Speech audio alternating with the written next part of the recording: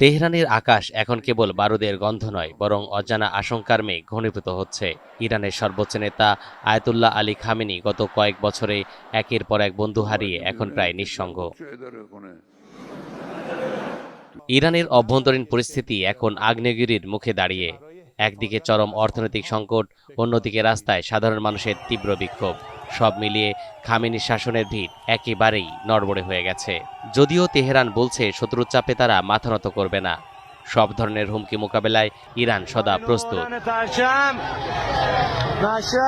মার্কিন president Donald ট্রাম্পের প্রশাসন ভেনেজুয়েলার অপারেশনকে সফল দাবি করে গত বছরের ইরান হামলার সাথে তুলনা করে যে হুঙ্কার দিয়েছে, তাতে ইরানের কপালে চিন্তার ভাঁজ পড়েছে, এমনটাই মনে করছেন বিশ্লেষকরা।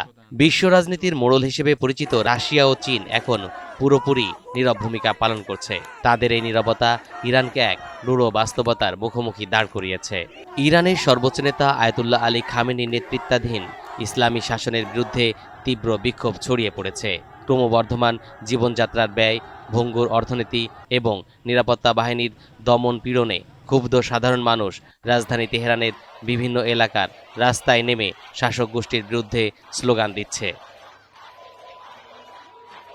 রাজধানী তেহরান সহ অন্তত ৩০টি প্রদেশের ২২০টিরও বেশি স্থানে এই আন্দোলন ছড়িয়ে পড়েছে। বিক্ষোভ দমন করতে ইরান সরকার বর্তমানে দেশ জুড়ে ইন্টারনেট ও টেলিফোন সেবা সম্পূর্ণভাবে বিচ্ছিন্ন করে দিয়েছে। মানবাধিকার সংগঠনগুলো বলছে, এ পর্যন্ত বিক্ষোভকে কেন্দ্র করে সহিংসতায় কমপক্ষে ৪২ জন নিহত হয়েছেন এবং ২২৭০ জনেরও বেশি মানুষকে আটক করা হয়েছে। এদিকে ইরানের সরকার নিয়ন্ত্রিত সংবাদ মাধ্যম ইসলামিক রিপাবলিক অব ইরান এর অফিস ভাঙচুর করে আগুন ধরিয়ে দেওয়ার অভিযোগ উঠেছে।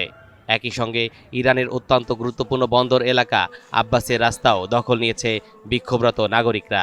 যদিও আন্দোলনের শুরুতে অর্থনৈতিক সংস্কারের দাবি ছিল, তবে বর্তমানে তা সরকার বিরোধী আন্দোলনে রূপ নিয়েছে।